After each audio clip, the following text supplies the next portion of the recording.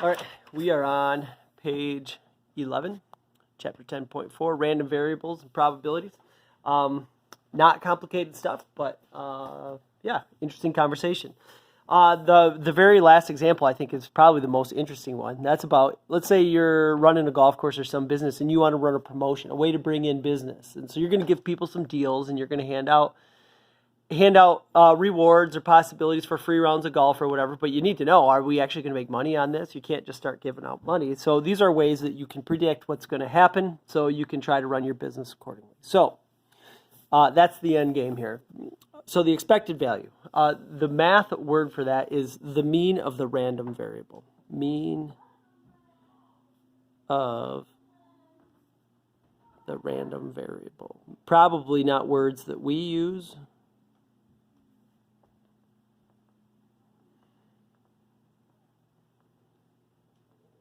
But that's what the math term is, a mean. That's what the math terms are going to be, like mean. We know what that word means. That means average. And the random variable will be something that happens in an experiment. So if you want to think about it in everyday terms, what we'd say is this would be the average. The average if you repeat an experiment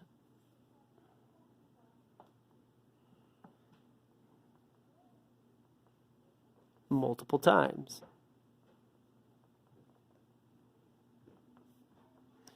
So, for example, let's start out nice and easy. Let's say I'm going to roll a dice and let's say I'm going to roll a dice a bunch of times. When I'm done, I'm just going to figure out what's the average number you rolled. So roll one dice, roll a 1, roll a 3, add it up, the average of that would be 2. So let's say we do that experiment a ton of times. What do we expect to be the average? Now, you can't know for sure until you do the experiment, but what can you expect from this random experiment? So here's what you do. First, you write down every outcome that could possibly happen, all of them. So you're going to write down 1, 2, notice I'm spacing them out, 3, 4, 5, and 6. Okay?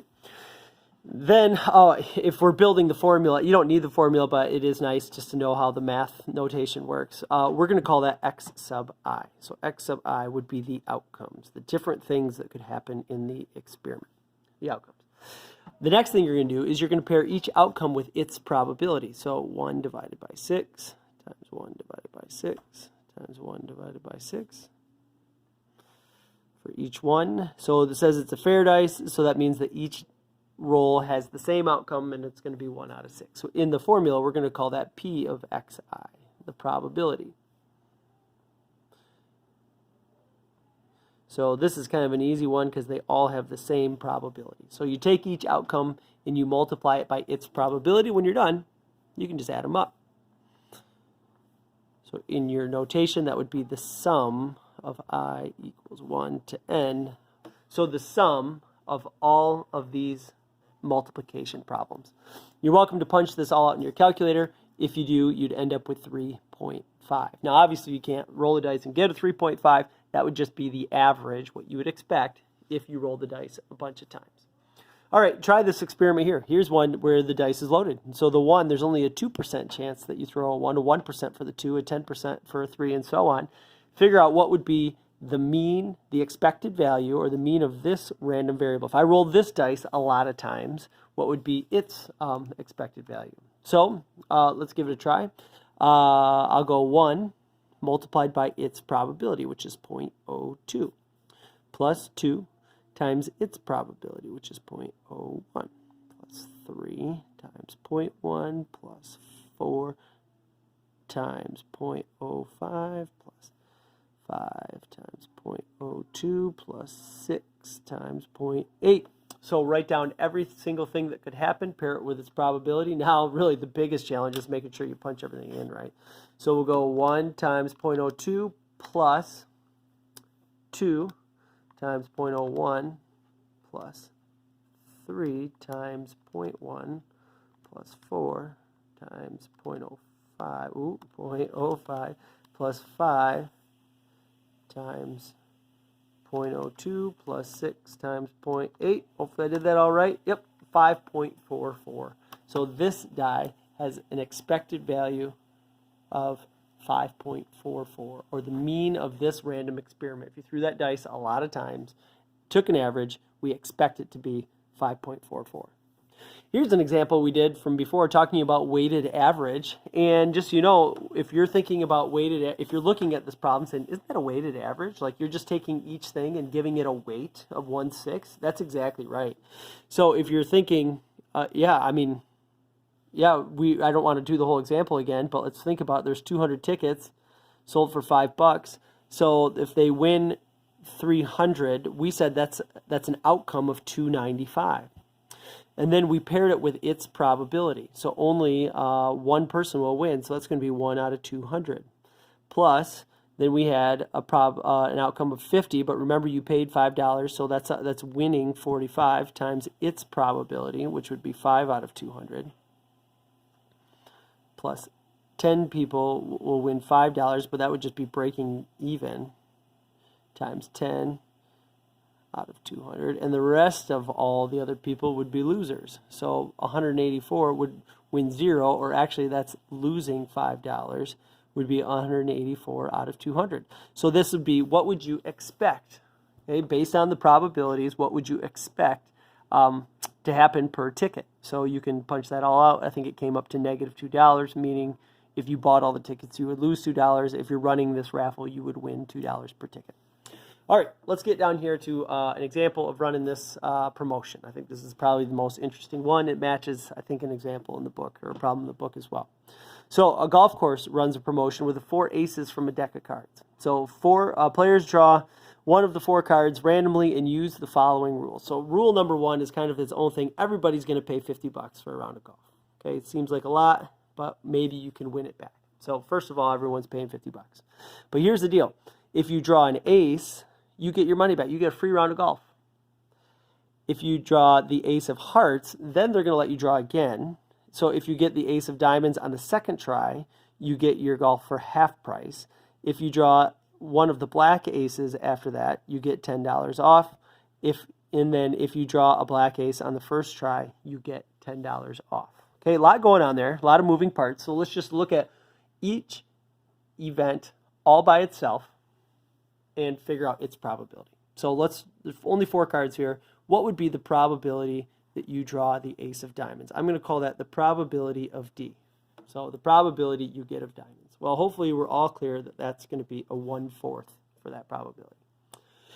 The next one, I'm going to go, what's the probability that you draw an ace of heart? So I'm going to call that a H. So draw the ace, then you get to draw again. So the probability that if you draw the ace of hearts, then diamonds. So H, then D. Okay, what's the probability that that happens? Well, first let's just do the hearts. What's the probability you get hearts? 1/4. And then what's the probability that you get diamonds? Well, I think it's worth noting that we're going to keep that card out. So you drew a heart. There's only 3 cards left. And then on the second one, now you get the ace of diamonds. So the probability that happens is 1 out of 12. All right, pause it and see if you can figure out the probability for the other events. All right, so let's try this one. What's the probability you get the ace of hearts? And then after that, on the second one, you draw one of the black aces.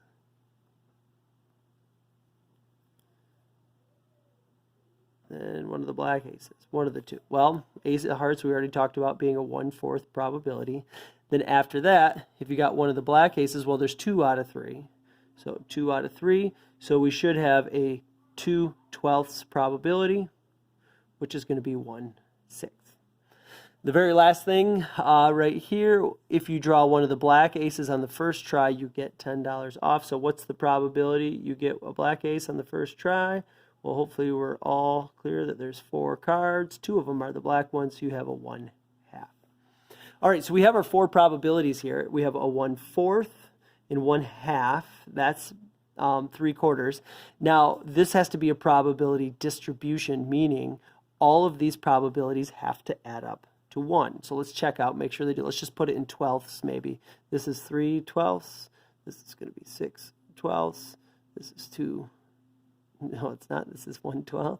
This is 2/12, and this one my brain was doing was 6/12. So if we add them all up, should be 4, 6, 12. Yep. So these all have to add up to 100%. That helps you make sure you didn't miss anything. So there's 4 events, and they all add up to 100. That means that you found all the possible things that could happen. All right. Now what we're going to do is we're going to talk about how much, not the person pays, but we're going to talk about how much the golf course makes per golfer. Okay, so on the first one, on a 1/4 probability, the golf course would make 0. Because right here, if you draw the ace, you get your money back. So the golf course would make nothing. Okay, on the next one, if you draw the ace of diamonds, you get your golf for, if you draw the ace of hearts and then the ace of diamonds, you get your golf for half price. So that outcome would be $25, and 1/12 of the time we can expect that to happen. The next one, if you get one of the black aces, you get $10 off. That would be $40 for the course. We're going to multiply it by its probability, which is 1/6.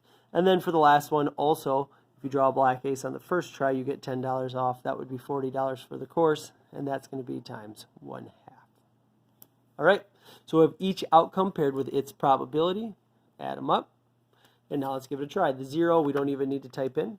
Let's go 25 times 1 divided by 12 plus 40 times 1 divided by 6 plus 40 times 0.5. Make sure I have it typed in correctly. And you get 28.75, meaning if the golf course runs this promotion, they can expect to make an average of $28.75 per golfer. So if that's enough for them to stay in business, yeah, run the promotion, get some people in. If that's not enough, then come up with a different promotion.